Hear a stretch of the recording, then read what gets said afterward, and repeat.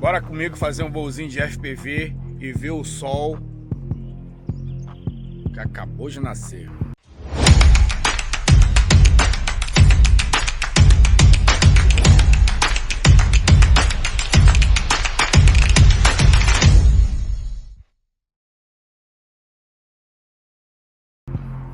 Seis e 10 da manhã.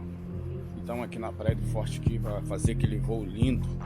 Aproveitar que o sol já acabou de nascer. Hoje o sol saiu mais cedo, hein? Normalmente o sol tá saindo aí, tá aparecendo 6h30. Hoje ele já deu as caras e tá bonito, hein? Tá douradinho. Olha aí, ó. Olha o meu rosto. Dourado.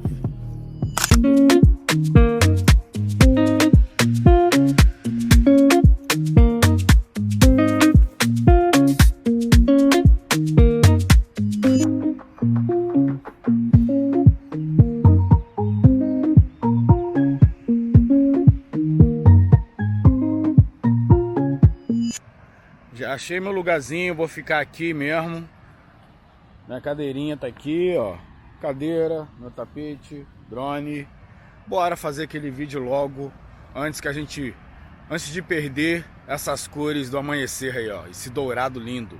Drone preparado. Olha aí o bichão. Isso aqui é uma máquina, tá?